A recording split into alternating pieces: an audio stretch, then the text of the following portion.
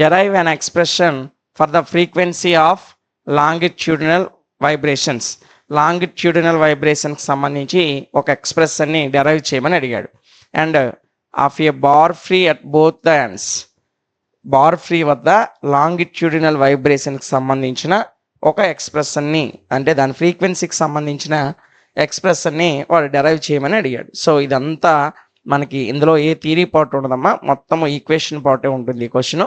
So కానీ 4th యూనిట్లో మనకి అత్యంత మోస్ట్ ఇంపార్టెంట్ క్వశ్చన్ ఇది. కాబట్టి మీరు ఒక 10 నిమిషాల నుంచి 15 నిమిషాలు మీ కాన్సన్ట్రేషన్ క్వశ్చన్ మీద పెట్టినట్లయితే ఈజీగా మీ అందరికీ అర్థమయ్యేటట్లు చాలా సులభంగా ప్రతి ఈక్వేషన్ ఎక్కడ ఏ స్టెప్ ఏ విధంగా వస్తుందో మీకు వివరించుకుంటూ వెళ్తాను. ఓకేనా? ఒక 10 నిమిషాలు దీని మీద కాన్సన్ట్రేషన్ పెడతారా? సరే, మరి ఆన్సర్లోకి వెళ్దామా? చూడండి నాన్న, differential equation of longitudinal wave is, longitudinal wave యొక్క డిఫరెన్షియల్ ఈక్వేషన్ మీ అందరికీ వచ్చు అనుకుంటా. సో రాకపోతే చూడండి, డిఫరెన్షియల్ ఈక్వేషన్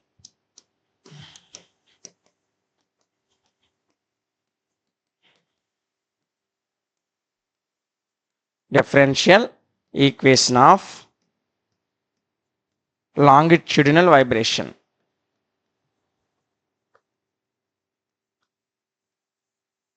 longitudinal vibrations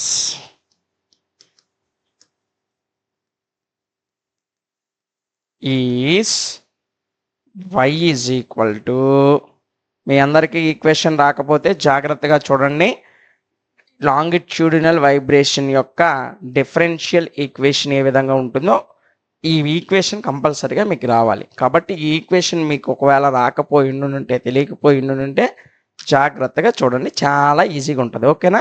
చూడండి, y is equal a into e power i omega t minus k x plus b into e power i into omega t plus k x. ఇది equation number 1 అనుకోండి. ఓకేనా? So చూడండి మరొకసారి, y is equal to a into e power i omega t minus kx plus b into e power i into omega t plus kx. ఇది differential equation. దేనికి సంబంధించి? ఈ longitudinal వైబ్రేషన్కి సంబంధించి. ఓకేనా? సో దీన్ని నేను ఏం చేస్తానంటే డిఫరెన్షియేట్ అబోవ్ ఈక్వేషన్, అంటే ఈ ఈక్వేషన్ ఏదైతే ఉందో ఈ అబోవ్ ఈక్వేషన్లో, అంటే దీని కింద రాస్తాం కాబట్టి మీరు రాసేటప్పుడు differentiation above equation with respect to x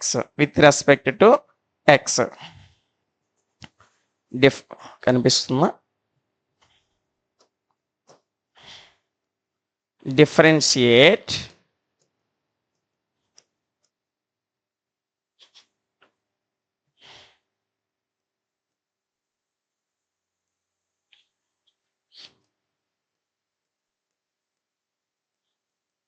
differentiate above equation with respect to x. x ద్వారా పైన ఉన్నటువంటి ఈక్వేషన్ని మనం డిఫరెన్షియేట్ చేసినట్లయితే అప్పుడు ఏమొస్తుంది మనకి? Do y by do x is equal to 0 at x is equal to 0. So do y by do x అనేది ఎంత అవుతుంది నాన్న?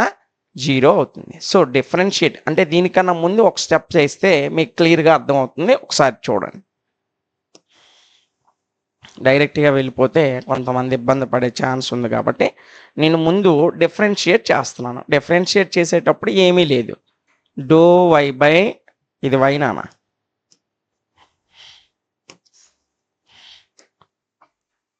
Do y by do x is equal to, with respect to x ద్వారా differentiate చేయమండి కాబట్టి వైని మనం X ద్వారా differentiate చేస్తున్నాం. ఓకేనా? క్లియర్, అర్థమైంది కదా? సో ఆ ఈక్వేషన్ మనం చేసినట్లయితే minus i k a e power i into omega t minus k x. మీరు పై ఈక్వేషన్ చూసినట్లయితే a into e power i omega t minus k x అని ఉంటుంది. సో ఇక్కడ డిఫరెన్షియేట్ చేసేటప్పుడు ఈ ఐ ముందుకు వస్తుంది, అదేవిధంగా ఎక్స్ దగ్గర ఉన్న కే కూడా ముందుకు వస్తుంది. సో కే ముందు ఏముంది, మైనస్ సింబల్ ఉంది, అందుకే ఇక్కడ మనకి మైనస్ వచ్చింది. ఓకేనా, చూడండి. ప్లస్ మళ్ళీ ఇక్కడ బి కూడా ఉంది కదా, సో ఐ కే పైన ఉన్న ఐ కే దగ్గర ప్లస్ ఉంది కాబట్టి ప్లస్ కే వచ్చింది. B e power i into omega t plus k x, ఇది డిఫరెన్షియేట్ చేస్తే వచ్చేటువంటి వాల్యూ. పైన ఉన్నటువంటి మనం ముందు చెప్పుకున్నటువంటి ఈక్వేషన్ ఏదైతే ఉందో ఇదిగండి, ఈ ఈక్వేషన్ని డిఫరెన్షియేట్ చేసేటప్పుడు ఇక్కడ ఉన్న ఐ ముందుకు వస్తుంది, ఎక్స్ దగ్గర ఉన్న కే కూడా ముందుకు వస్తుంది. ఎందుకంటే ఈ ఐతో కేఎక్స్ని గుణిస్తాం కదా, ఐ ఇంటూ కేఎక్స్ ఐకేఎక్స్ అవుతుంది కదా, అందుకే ఐ కే ముందుకు వచ్చాయి డిఫరెన్షియేట్ చేసాం కాబట్టి. కే ముందు ఉన్న సింబల్ మైనస్ కాబట్టి ఇక్కడ మైనస్ వచ్చింది.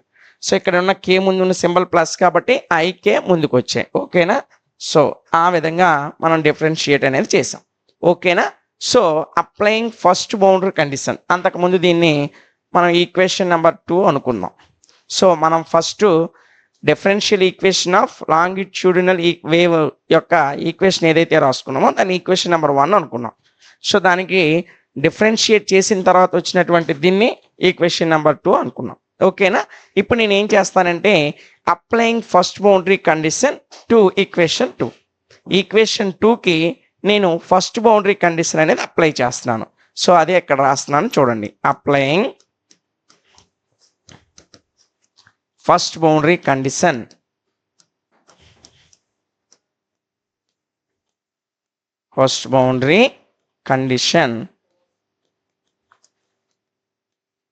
To equation number 2. ఈక్వేషన్ 2కి నేను ఫస్ట్ బౌండరీ కండిషన్ అనేది అప్లై చేస్తున్నాను. So first boundary condition apply చేస్తే అప్పుడు do y by do x is equal to ఏమవుతుందనా, 0 అవుతుంది. ఎక్కడ, ఎట్ ఏ ఇజ్ ఈక్వల్ 0. ఇదే ఇందాక నేను డైరెక్ట్గా చెప్పాను. సో మీకు అర్థం అవదని డెరివేటివ్ కట్టిన తర్వాత డిఫరెన్షియేట్ చేసిన తర్వాత రాశాను. ఎట్ ఎక్స్ ఈజ్ ఈక్వల్ 0 వద్ద ఎక్స్ కనుక మనకు 0 అయినట్లయితే do y by do x అనేది 0 అవుతుంది. ఓకేనా, ఇప్పుడు ఒకసారి దీని యొక్క అప్లై ఎలా ఉంటుందో ఒకసారి చూసేద్దామా, చూడండి. So do y by do x ఏంటన్నా 0 అనుకున్నాం, అంతేనా. సో నేను 0 రాస్తున్నాను. 0 is equal to do y by do x, ఇక్కడ 0 ఉంది.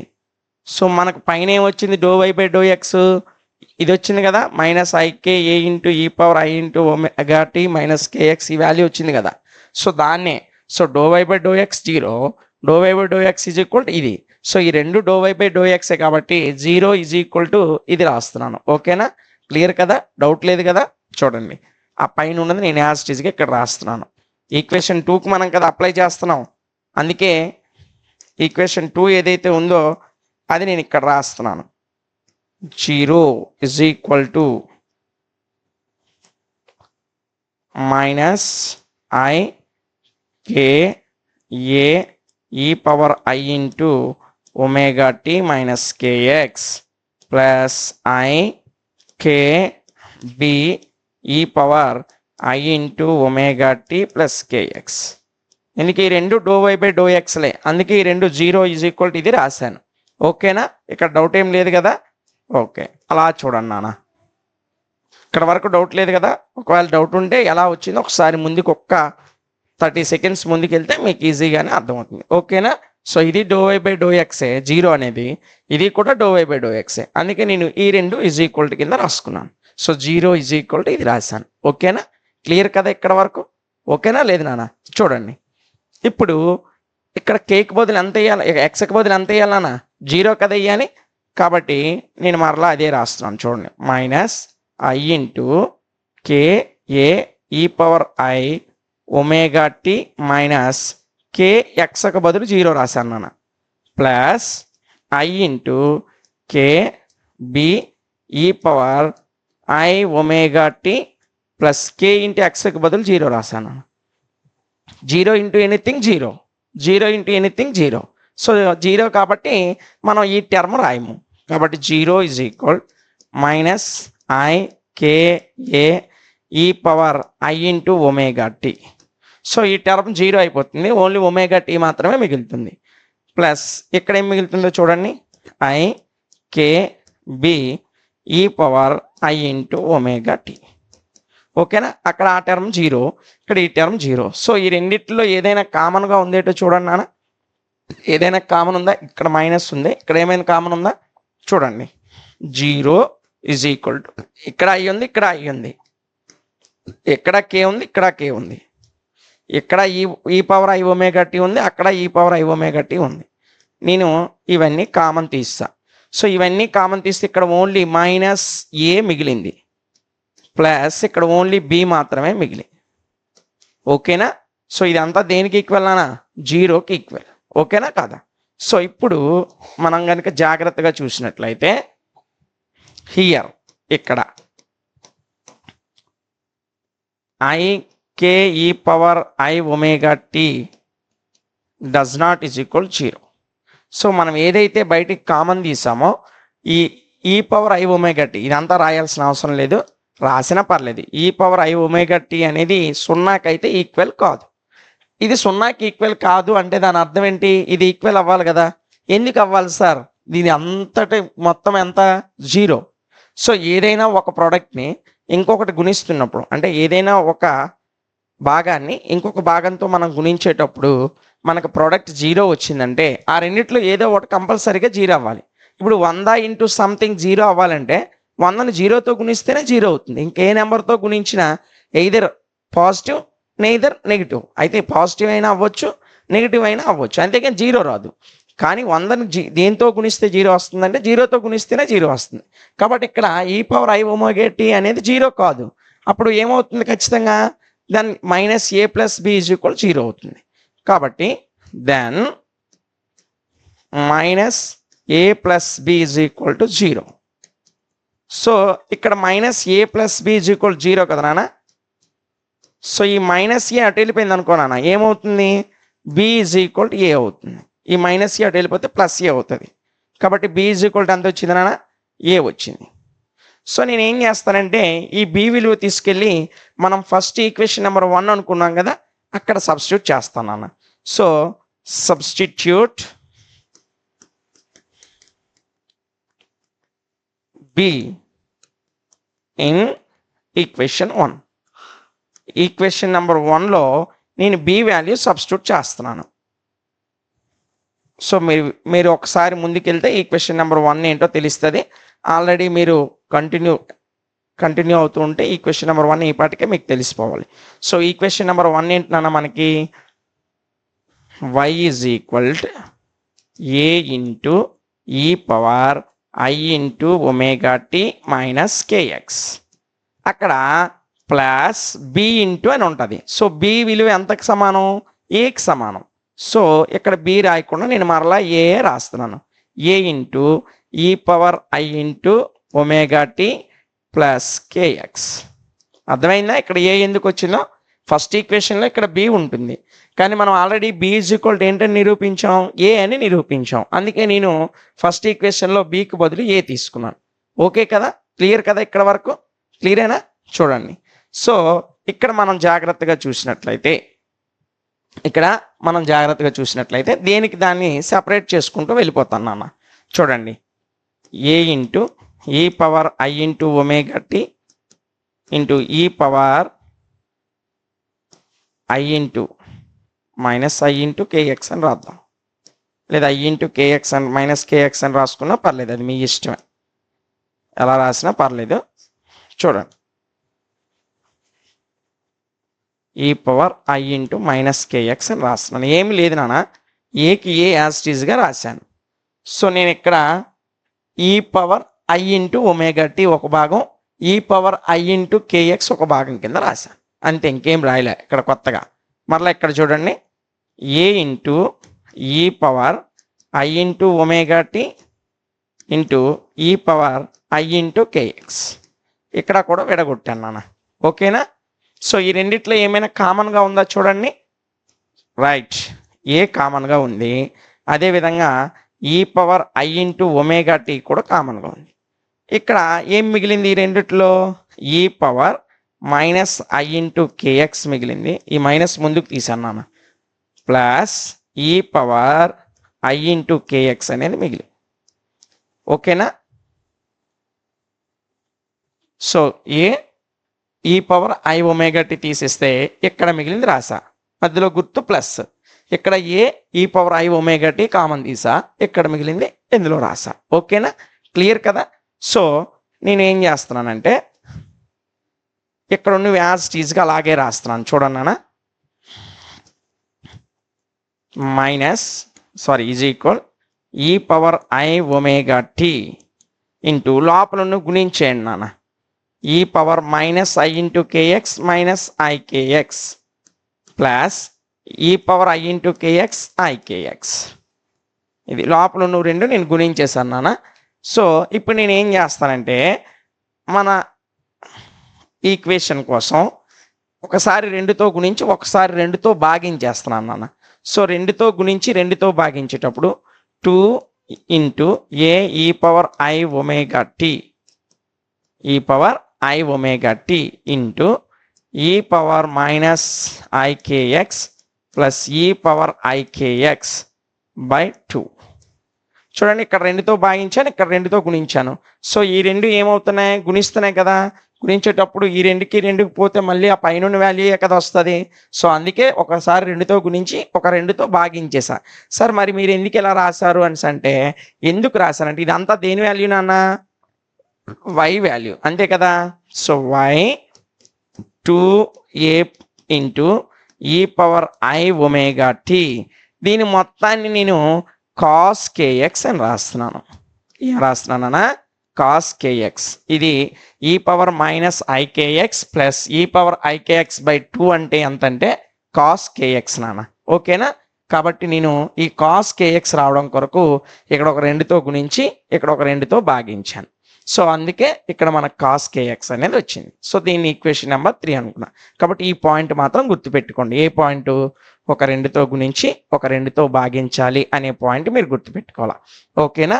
సో వై వాల్యూ ఎంత వచ్చింది నాన్న, 2a into e power i omega t into cos k x. దీన్ని ఈక్వేషన్ 3 అనుకున్నా. దీన్ని నేను ఈ ఈక్వేషన్ 3ని విత్ రెస్పెక్ట్ టు ఎక్స్ ద్వారా డిఫరెన్షియేట్ చేస్తున్నాను. సో చూడండి, అలాగా differentiate equation 3,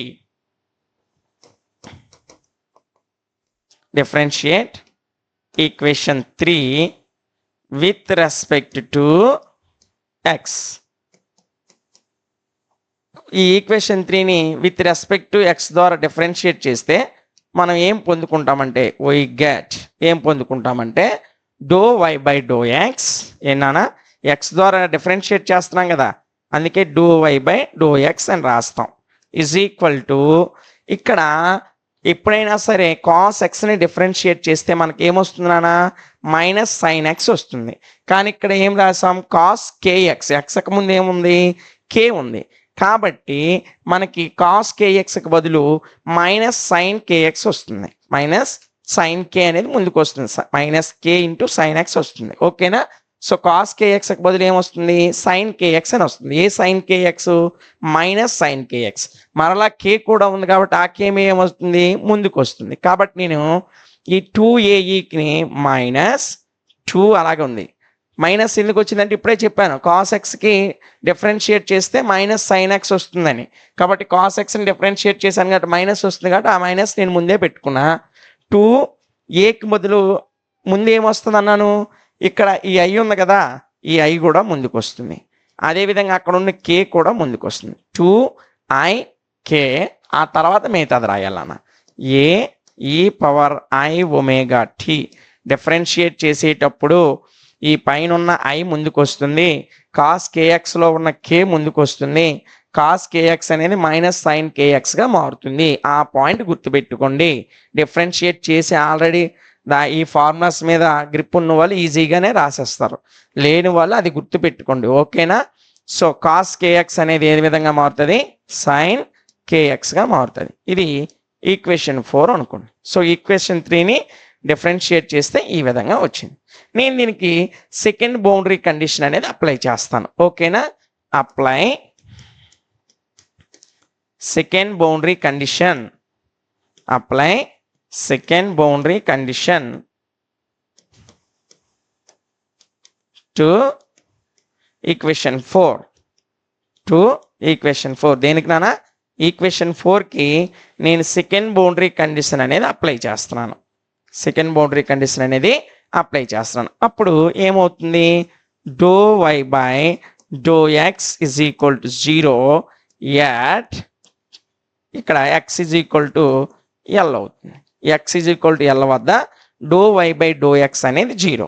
so do y by do x 0 కాబట్టి 0 ఇజ్ ఈక్వల్ టు పైన do y by do x value ఏంటో ఒకసారి చూడండి నాన్న. ఇదిగోండి, ఇది do y by do x value కదా, అదే నేను ఇక్కడ రాస్తాను. ఓకేనా? మైనస్ చూడండి, కనిపిస్తుంది కదా, చూడండి, minus 2IKA e power I omega t into cos KL. L ఎందుకు సార్ రాశారు? ఎక్స్కి బదులు నేను ఏం తీసుకోమని చెప్పాను? ఎల్ తీసుకోమని చెప్పాను. ఇక్కడ రాశాను కదా, at X is equal to L అని. అందుకే సారీ, కాస్ KL కాదు, సైన్ KL అన్న. ఎందుకంటే కాస్ ఎక్స్ మనం డెరివేట్ చేశాం కదా, సైన్ KL. ఓకేనా? ఎక్స్కి బదులు నేను ఏం తీసుకొచ్చాను? ఎల్ అనే దాన్ని తీసుకొచ్చాను. సో ఇదంతా ఎందుకు సార్ 0కి ఈక్వల్ రాశారంటే ఇక్కడ do y by do x is equal 0, ఇక్కడ do y by do x is equal ఈ వాల్యూ. రెండు డో వై బై డో ఎక్సే కాబట్టి ఈ రెండింటిని నేను ఈక్వల్ చేశాను. ఓకేనా? ఎక్స్కి బదులు ఏం తీసుకున్నాను? ఎల్ తీసుకున్నాను. క్లియర్ కదా? ఓకేనా? చూడండి, ఇక్కడ సైన్ KL ఈజ్ ఈక్వల్ 0 నాన్న. సైన్ KL ఎంత నాన్న? 0. Sine KL is equal 0. Here sine KL is equal 0. But ఇక్కడ ఏది 0 కాదు? ఇది 0, ఇది 0 కాదు. ఏది? -2i A e power I omega tea అనేది 0 కాదు. -2i A e power I omega tea అనేది 0 కాదు. కాబట్టి డస్ నాట్ ఈజ్ ఈక్వల్ 0 అని రాస్తాం. ఓకేనా? క్లియర్ కదా? ఇక్కడ ఏంటి 0? సైన్ KL మాత్రమే 0, ఇది అనేది 0 కాదు. కాబట్టి KL ఈజ్ ఈక్వల్ 0 కాబట్టి KL అనేది ఎంతనా? 0 కాబట్టి నేను అదే రాస్తున్నాను. KL is equal 0, 5, 2π, 3π, and so on ఎక్కడ వరకు? n పై వరకు. n ఎంత అయితే అంత. కాబట్టి నేను సింపుల్గా ఏం రాస్తానంటే KL ఈజ్ ఈక్వల్ nπ అని రాస్తాను. Here since n is equal 0, 1, 2, 3 and so on. చూడండి, nకు బదులు ఏ వాల్యూ వేసినా పైన ఉన్న వాల్యూస్ వస్తాయి.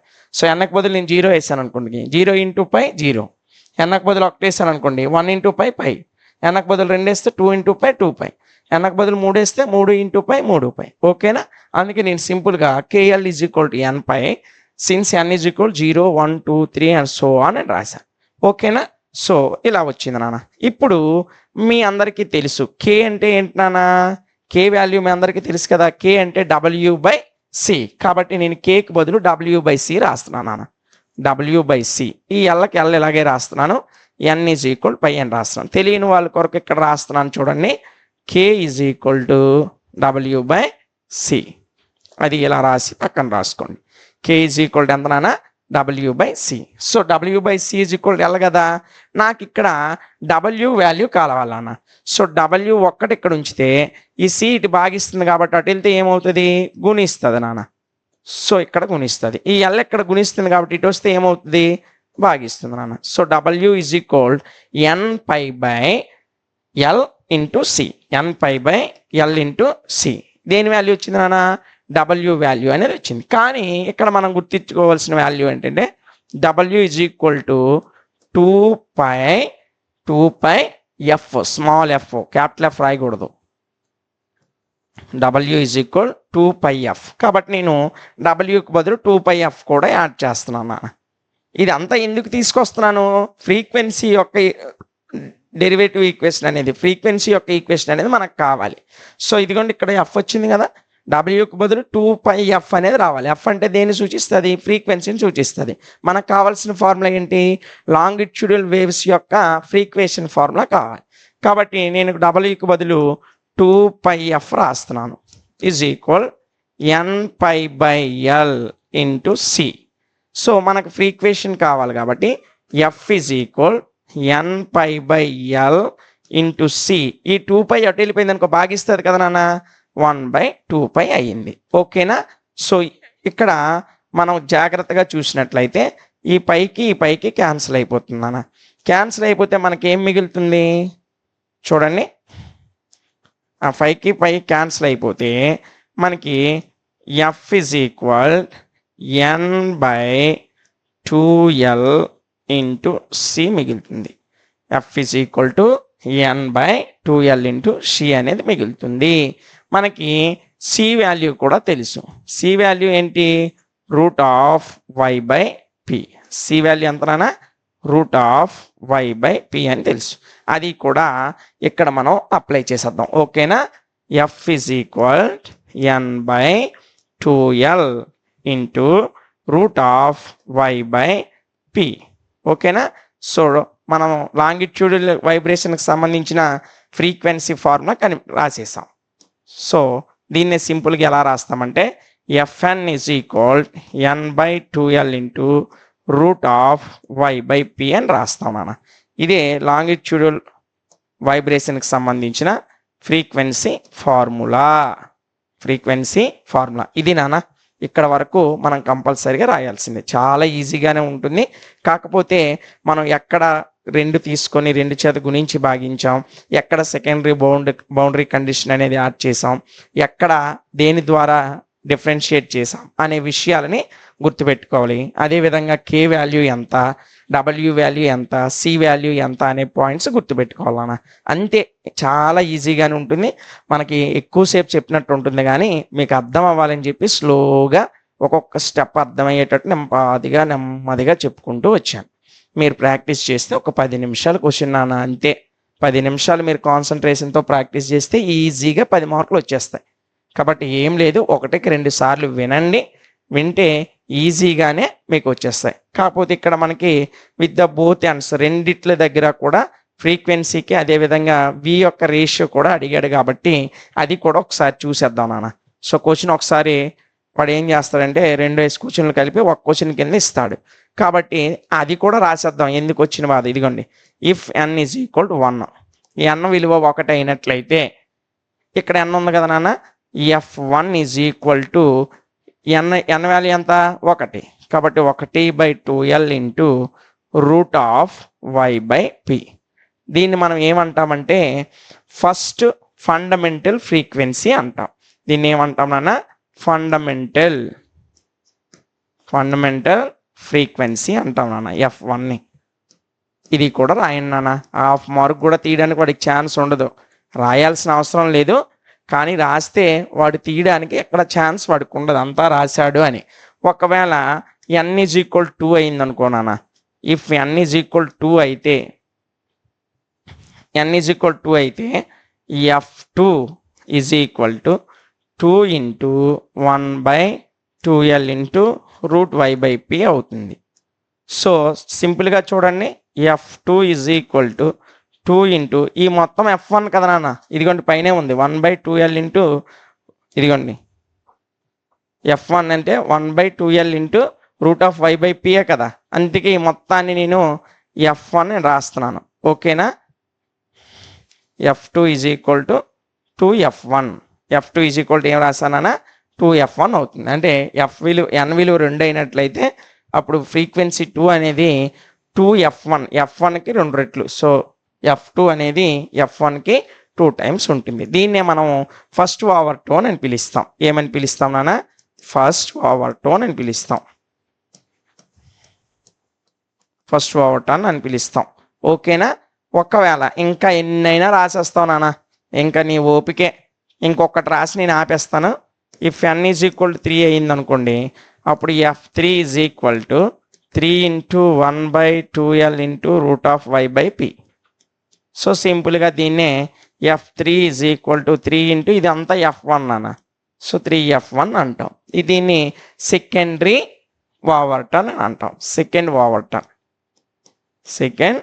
ఓవర్టర్న్ అని పిలుస్తాం. సో వీటన్నిటిని బట్టి మనకు అర్థమైంది ఏంటి నాన్న? వీటి యొక్క ratio of V1 is to V2 is to V3 east and so అని ఎన్ని వేసుకున్నా మనకేమొస్తుంది 1:2:3 అండ్ సో అని అలా వస్తుంది. అంతేనా? ఇక్కడ రాసేస్తే 10 మార్క్స్ ఈజీగా వచ్చేస్తాయి. కొన్నిసార్లు ఇది రాయకపోయినా పర్లేదు, వాడు ఈ క్వశ్చన్లు అడిగాడు కాబట్టి మనం రాయాలి. కాబట్టి ఒక 15 నిమిషాలు మీ కాన్సన్ట్రేషన్ దీని మీద ఉంచితే ఈజీగా క్వశ్చన్ అనేది వచ్చేస్తుంది.